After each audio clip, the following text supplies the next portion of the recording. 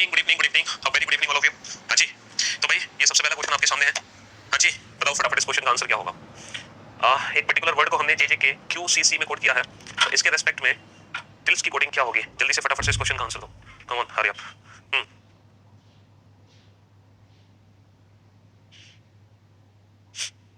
Very good job, सभी के answer आने लगे। अरे बहुत बढ़िया। संजीव, अतुल, सिमरन, वेरी गुड, वेल डन। देखो ये जो क्वेश्चन है जिसमें हमने बैंड BANGED इसको कोड किया हमने JAJK QCC से। तो जैसे कि हमें पता है कि इसमें फॉरवर्ड पोजीशन बेस्ड पैटर्न नहीं है, अपोजिट लेटर नहीं है, कॉमन कोडिंग नहीं है, तो फॉरवर्ड भी नहीं है। लेकिन अगर हम रिवर्स चले तो B+1C, A+2C, N+3 40 17, G+4, E+5 and D+6, यानी कि रिवर्स ऑर्डर में +1 +2 +3 +4 +5 +6 है। तो हमें किसका कोड चाहिए? हमें चाहिए STRAY। ठीक है, तो +1 ST, +2 TUV, तो VT लास्ट में आना चाहिए, VT, तो VT option D is the right answer. Option D is the right answer. Reverse pattern था, रिवर्स पैटर्न। चलिए नेक्स्ट क्वेश्चन आपके सामने है। If E is coded as 22, और आप लोग बहुत अच्छे से जानते हैं इवनिंग E का जो अपोजिट लेटर होता है वो V होता है, V।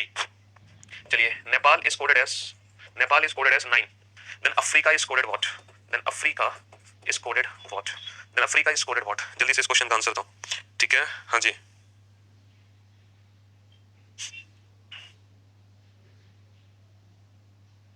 अब बताओ इस क्वेश्चन को कैसे सॉल्व करोगे। ये तो पता चल गया कि वो अपोजिट कर दो, तो man, evening, Kanpur, A Z, love, love. तो बेटा 13 22 11 26 और 15। ठीक है, लेकिन 9 कैसे बना सकते हैं? 9 कैसे बना सकते हैं यहाँ पर? सर ये तो बड़ा खतरनाक सा क्वेश्चन हमें दिखाई दे रहा है। अगर हम इस वर्ड को ध्यान से देखें तो जो वॉबल्स के अपोजिट प्लेस है बेटा 22 + 26, 22 + 26 कितना होता है? 48, 48 माइनस 13 + 11 24 + 15 24 और 15 39। तो बेटा 48 - 39 कितना होता है? 9। बड़ा खतरनाक सा क्वेश्चन है। अगर ऐसी बात है तो AZ4 Indian railway C6 AZ, तो बेटा 26 21 9 18 24 और 26। वॉबल्स के प्लेसेस क्या है? 26 और 26 52 52 और 18 70। 70 में से किसको घटाना है? 21 और 9 30, 30 और 20 54, 54 को माइनस कर दो तो कितना आ गया? 16। Option C is the right answer. Option C is the right answer. वाह, ये लॉजिक भी आप लोगों ने पता लगा लिया था। बहुत बढ़िया Abhinav, very good. Akash, well done, very good job. Amit, Sharif, मतलब ये लॉजिक भी आपको पता चल गया था, बहुत बढ़िया। तो इस क्वेश्चन में लॉजिक क्या था? हर एक लेटर का अपोजिट का प्लेस लिखो, फिर वॉबल्स के जो अपोजिट थे उनके प्लेस को आपस में ऐड करो, कॉन्सोनेंट के प्लेस को आपस में ऐड करो, फिर उनका डिफरेंस निकाल दो। हालांकि ऐसा क्वेश्चन कल की क्लास में हम कर चुके थे, है ना, तो शायद हो सकता है कल की क्लास से आपने लिंक किया हो इस क्वेश्चन को। चलिए नेक्स्ट क्वेश्चन। बेटा ये कॉमन कोडिंग का क्वेश्चन होता है, जिसके नीचे जो है वही उसका कोड होगा।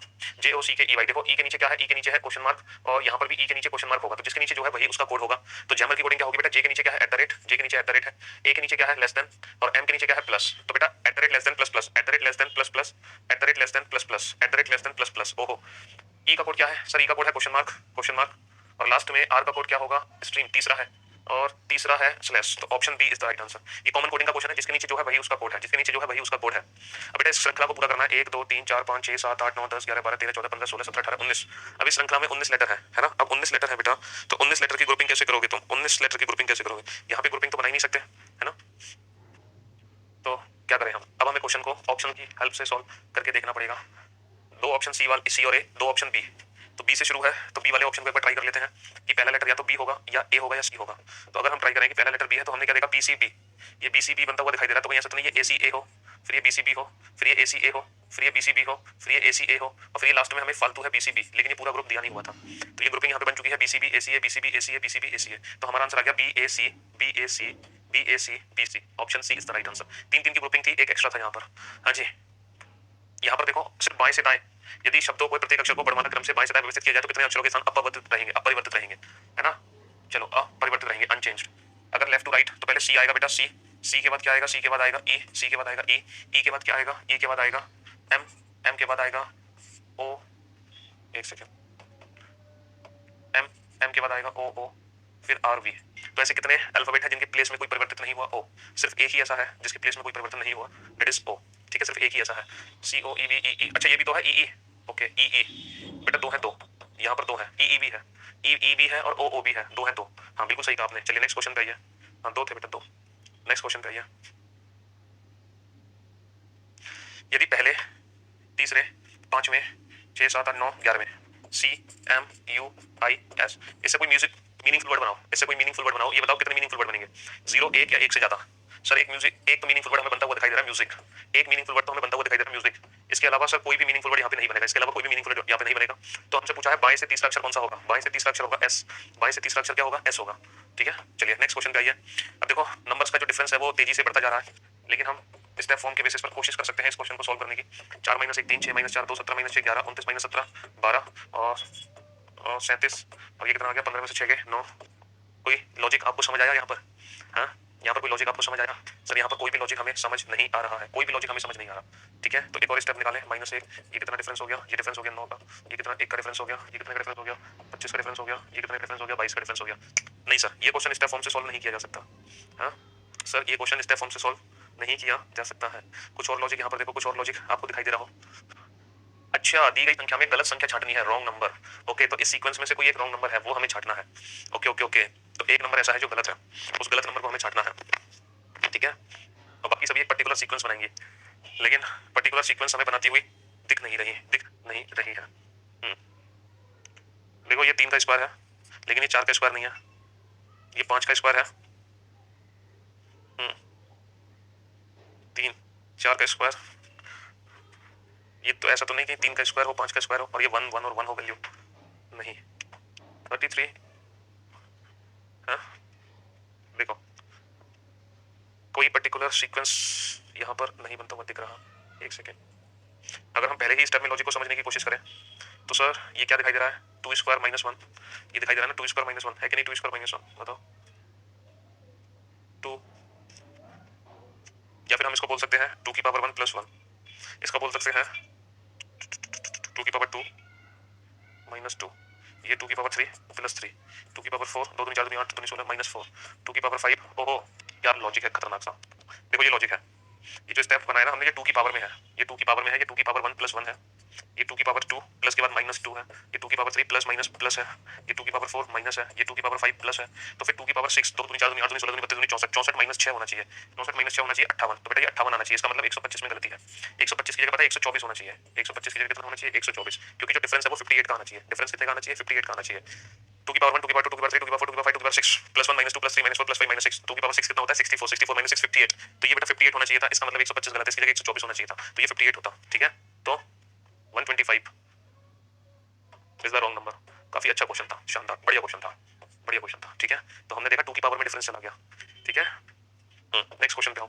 50 48 30 56 32 40 350 192 क्वेश्चन मार्क। जल्दी से इस क्वेश्चन का आंसर दो फटाफट से। 50 56 तुम्हें समझ तो आ रहा होगा बेटा, 50 56 से कहीं ना कहीं 350 बन के निकल आएगा, है ना, 50 56 से ही 350 निकलेगा।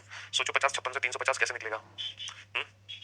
50 गुणा 56 करते हैं तो 5 × 30 55 25 और 3 28 0, ये 350 की इक्विवेलेंट कैसे होगा 8 45 38। ओके, तो कहीं ऐसा तो नहीं है इन दोनों नंबर्स को मल्टीप्लाई करके 8 से भाग दे दो, या फिर ऐसा करो 8 7 56 7 5 35 8 चौक 32 और 4 8 32 और 4 चौक 16 और 3 19। तो बेटा 8 5 40 5 3 15 150 आ गया। तो 8 से भाग देकर ऊपर मल्टीप्लाई कर दो, 8 से भाग देकर ऊपर मल्टीप्लाई कर दो 150। Option A is the right answer. इस नंबर में 8 से भाग दो ऊपर मल्टीप्लाई कर दो, 8 से भाग दो ऊपर मल्टीप्लाई कर दो, 8 से भाग दो ऊपर मल्टीप्लाई कर दो। चलिए नेक्स्ट क्वेश्चन। अब व्यवस्थित शब्द को अर्थपूर्ण बनाने के लिए पुनर्व्यवस्थित करना, फिर उसका चयन करें जो सबसे अलग है। पहले तो बेटा इससे मीनिंगफुल वर्ड बनाओ, पहले तो मीनिंगफुल वर्ड बनाओ, हर एक ऑप्शन में एक मीनिंगफुल वर्ड बनाओ और फिर उस ऑप्शन को छांटना जो सबसे अलग हो। सोचो इससे मीनिंगफुल वर्ड क्या बनेगा, वायलेट है, इससे मीनिंगफुल वर्ड क्या बनेगा, वायलेट बनेगा ना, वायलेट VIOLET, बैगनी रंग बन गया। इससे मीनिंगफुल वर्ड क्या बनेगा, ग्रीन GREEN, ग्रीन हरा रंग बन गया। इससे YELLOW, येलो कलर बन गया। और ये क्या है, ये है मैग्नेट, MAGNET, मैग्नेट। तो option D is the right answer. बाकी सबसे कलर के नेम है वायलेट ग्रीन येलो, बट ये कलर का नेम नहीं है। चलिए बताओ दी गई आकृति में कुल कितने त्रिभुज है, जल्दी से त्रिभुज याद करो। दी गई आकृति में कुल कितने त्रिभुज है।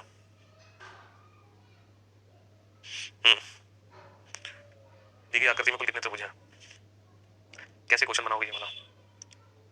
काफी इंडिविजुअल पार्ट में आपको डिवाइड करना पड़ेगा इस क्वेश्चन को, इस क्वेश्चन को इंडिविजुअल पार्ट में डिवाइड कर लो। देखो ये पार्ट आप जानते हैं, इसमें 3 त्रिभुज होते हैं, इसमें होते हैं 6 त्रिभुज, तो 6 इसमें हो गए, 6 इसमें हो गए, 6 इसमें हो गए, 18 तो यही हो गए, 19 20। तो बेटा 20 तो त्रिभुज वो हैं जो हमें अपनी आंखों से दिखाई दे रहे हैं, तो 20 आंसर तो हो ही नहीं सकता कभी भी, क्योंकि 6 इसमें 6 इसमें 6 इसमें 6 3 18 19 20। अब बेटा इन फिगर्स को मर्ज करो, पहले इन दोनों फिगर को मर्ज करो। जैसे इन दोनों फिगर को मर्ज किया, एक त्रिभुज तो ये वाला बनेगा, एक त्रिभुज ये वाला बनेगा, ये 2 त्रिभुज और बन गया एक्स्ट्रा, और बाकी कोई एक्स्ट्रा त्रिभुज बनेगा सर, बाकी और कोई एक्स्ट्रा त्रिभुज यहाँ पे नहीं बनेगा, बाकी कोई और एक्स्ट्रा त्रिभुज यहाँ पे नहीं बनने वाला। तो इस क्वेश्चन का आंसर 22 होगा, 6 और 6 12 और 6 18 19 20, ये 19 और 20, और इसके बाद एक त्रिभुज आ गया, एक ही आ गया, ये तो एक्स्ट्रा बन गया, इसके अलावा तो कोई एक्स्ट्रा बन नहीं रहा। हाँ बाकी और कोई एक्स्ट्रा यहाँ पे नहीं बनता हुआ दिख रहा। 22 त्रिभुज होंगे। ठीक है,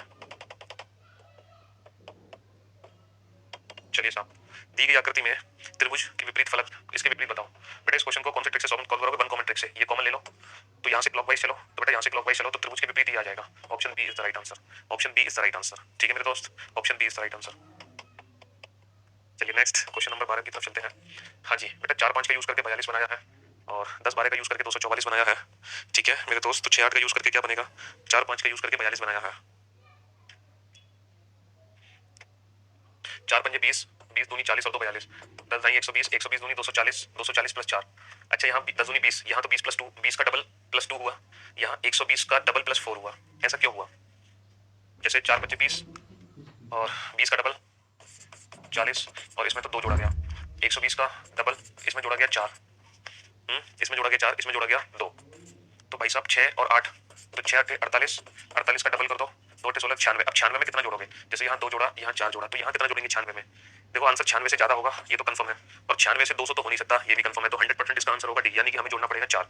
अब आप ये सोचो कि यहाँ डबल करके 2 जोड़ा, यहाँ डबल करके 4 जोड़ा, यहाँ भी डबल करके हमने कितना जोड़ा? 4 जोड़ा। ऐसा क्यों किया सर? एक चीज समझ आ गई, इन दोनों नंबर का डिफरेंस 1 है तो 1 का डबल 2 जोड़ दिया, इन दोनों नंबर का डिफरेंस 2 है, 2 का डबल 4 जोड़ दिया, इन दोनों नंबर का डिफरेंस 2 है तो 2 का डबल 4 हमने जोड़ दिया।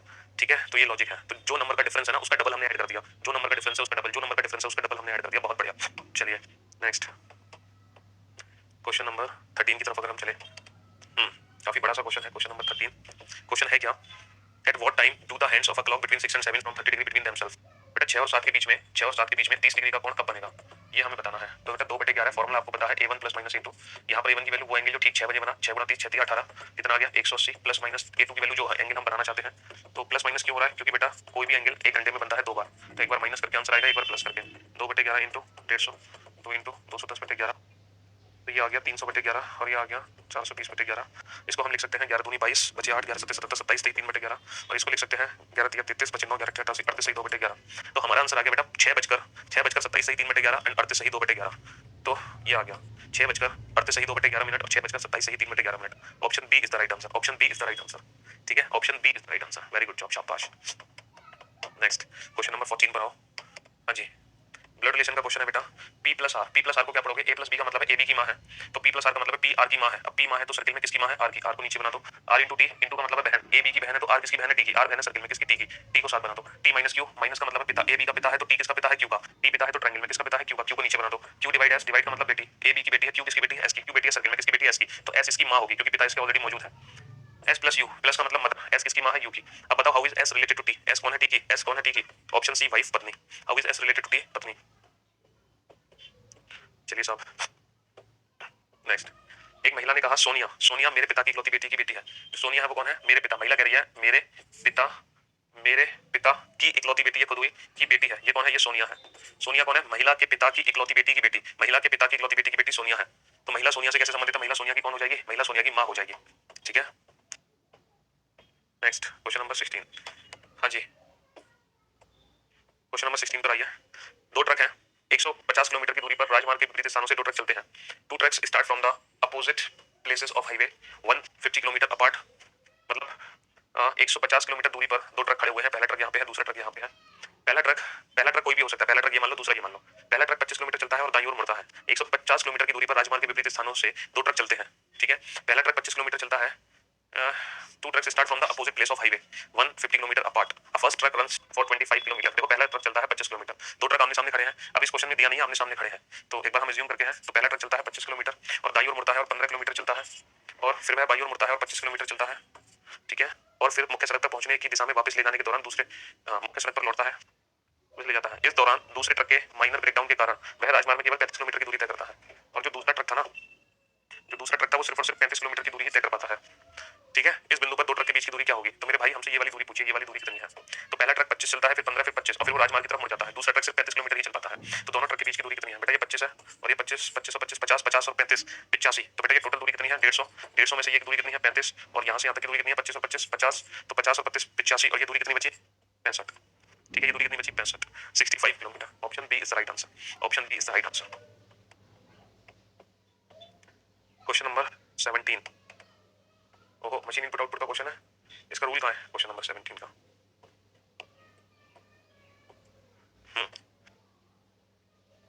ये रहा, समझो बेटा, इस लॉजिक को एक बार समझो। ये जो लॉजिक है ये दिया हुआ है, इस लॉजिक को समझो। इस लॉजिक को समझ के इस क्वेश्चन को सॉल्व करो। करो एक बार इस क्वेश्चन को सॉल्व।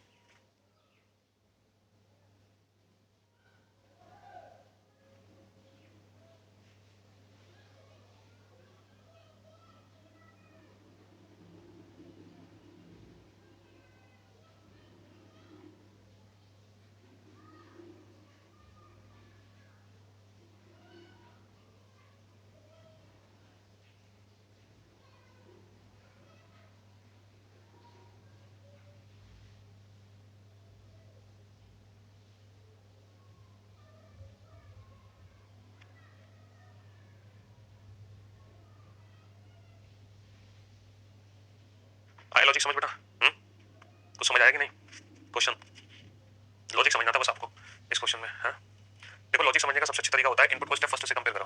हमने क्या देखा कि 8 6 5 2 एक नया नंबर है, बाकी 7 6 5 2 9 7 3 2 8 2 4 1 1 1 9 2, ये भी पलट गया, ये भी पलट। ओके, हुआ क्या है, देखो हमने क्या किया है, हमने तो सारे नंबर ही पलट दिए। जब हमने पहला स्टेप बनाया इनपुट से तो हमने सारे नंबर ही पलट दिए। इसको बिल्कुल उल्टा लिख दिया है, इसको उल्टा लिख दिया 2568 को लिख दिया 8652। इसमें हमने क्या किया, इसमें सिर्फ लास्ट के 2 ही नंबर बदले हैं। इसमें हमने क्या किया, इसमें सेम रखा। फिर इसको हमने क्या किया, फिर इसको हमने 3 नंबर बदले। अच्छा, फिर इसको हमने क्या किया 9, इसको बिल्कुल उल्टा कर दिया, इसको बिल्कुल उल्टा लिख दिया। इसमें क्या किया, इसमें पहले 2 बदले। ये तो कोई बात बनी नहीं है ना? क्यों भाई, ये तो कोई लॉजिक बना नहीं। अच्छा,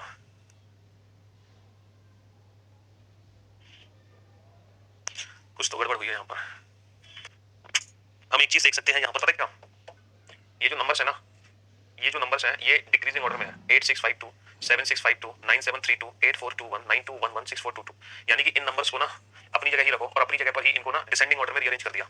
इन इंडिविजुअल डिजिट्स को डिसेंडिंग ऑर्डर में, इंडिविजुअल डिजिट को डिसेंडिंग ऑर्डर, इंडिविजुअल डिजिट को डिसेंडिंग ऑर्डर, इंडिविजुअल डिजिट को डिसेंडिंग ऑर्डर में रीअरेंज कर दिया। ठीक है, हाँ जी। तो इंडिविजुअल डिजिट को है ना, हमने पहला स्टेप तो हमें समझ आ गया। अब बताओ दूसरा स्टेप कैसे बना होगा। दूसरा स्टेप, अच्छा दूसरे स्टेप में हमने क्या किया, ये जो नंबर्स है ना, इन नंबर्स को हमने इंक्रीजिंग ऑर्डर में लगा दिया सबसे पहले, फिर उससे बड़ा, फिर उससे बड़ा, फिर उससे बड़ा, फिर उससे बड़ा, फिर उससे बड़ा। इसके बाद हमने थर्ड स्टेप कैसे बनाया सर, थर्ड स्टेप में हमने क्या किया है, लास्ट फर्स्ट 62 72 72 81 81 82 82 91 91 92 92। फिर हमने क्या किया है, फोर्थ स्टेप कैसे बनाया, 4 से 6 और 2 का डिफरेंस 4, 7 और 2 का डिफरेंस 5, 8 और 1 का डिफरेंस 7, 8 और 2 का डिफरेंस 6, 9 और 1 का डिफरेंस 8, 9 और 2 का डिफरेंस 7।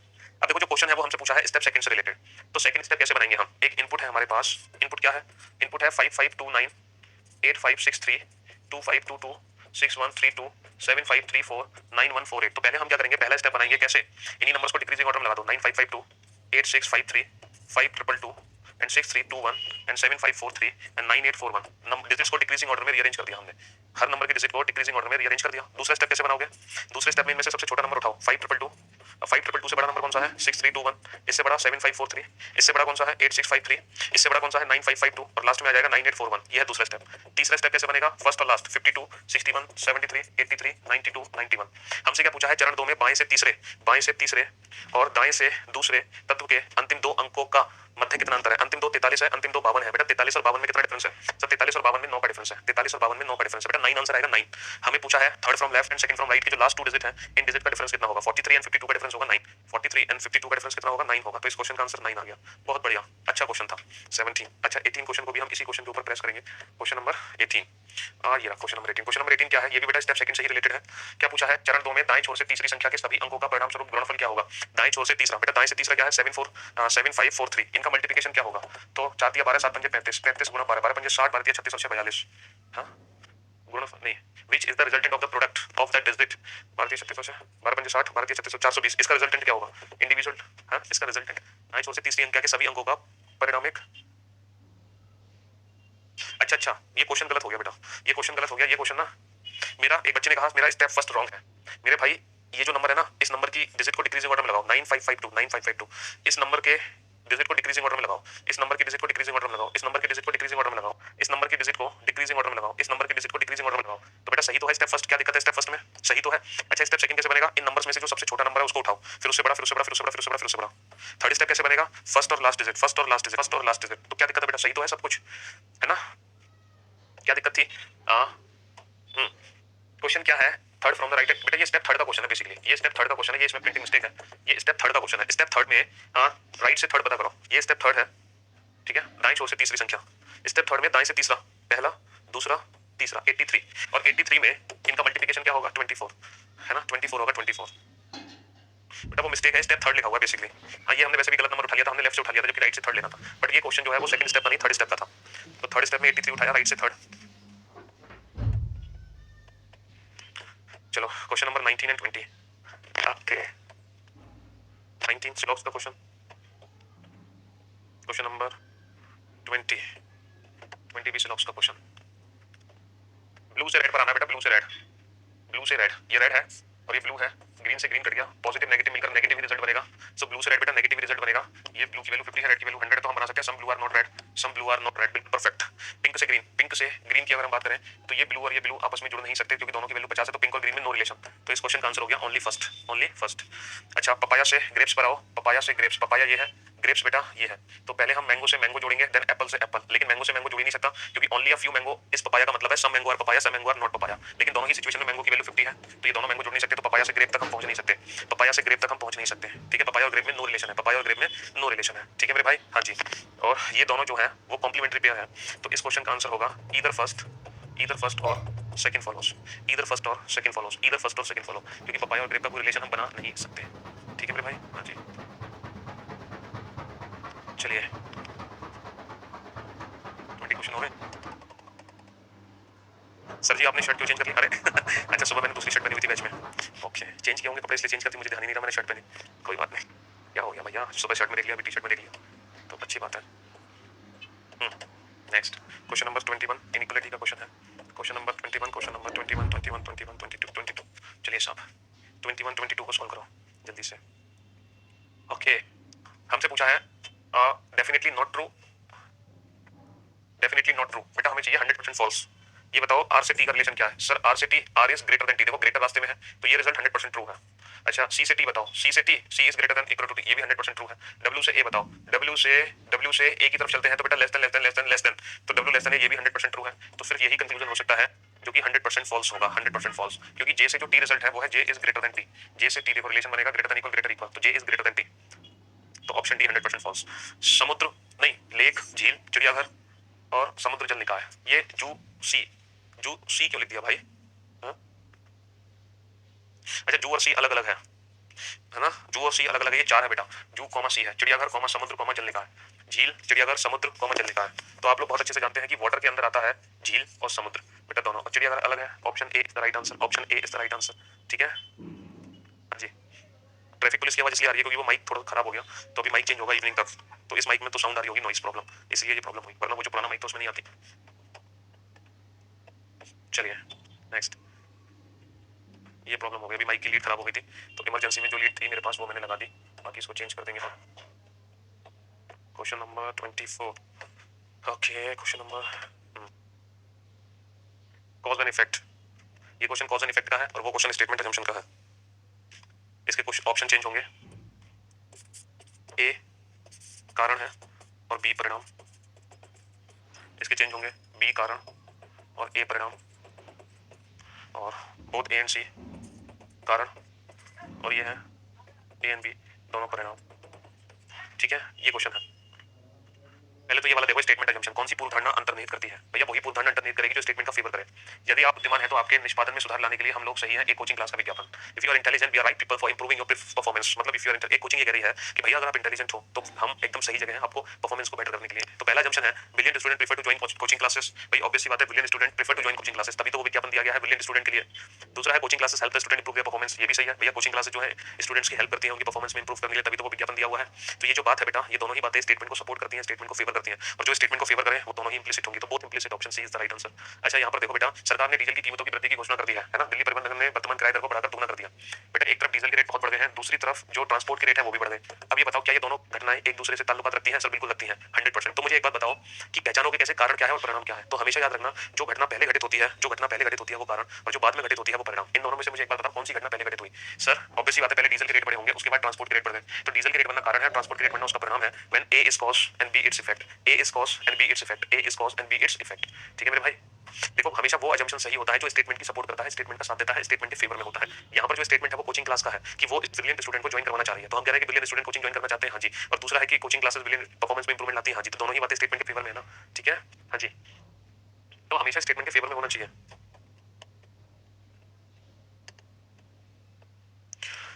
ओके ई आर का कोड, आर का कोड क्या 61 आर का कोड है? सर 61 आर का कोड है, देखो 61 आर का कोड है, 30 आर का कोड है, 28 भी आर का कोड है, 29 नहीं है, 29 वी का कोड है, तो एक ऑप्शन एलिमिनेट हुआ। अब 15 32 ये होना चाहिए ए के कोड, 15 1 और 5, 15 ए का कोड है 32, 3 और 2 एच का कोड है, तो इसको हटा दो, ठीक है ओके। अब देखो बेटा ई का कोड 27 और 38 में से क्या है? देखो 27 यहाँ से तो बन नहीं पाएगा लेकिन 27 यहाँ से बन जाएगा ई, 38 यहाँ से तो बनेगा नहीं लेकिन 38 यहाँ से बन जाएगा एन, तो ये एन का कोड है, तो option A is the right answer, option A is the right answer.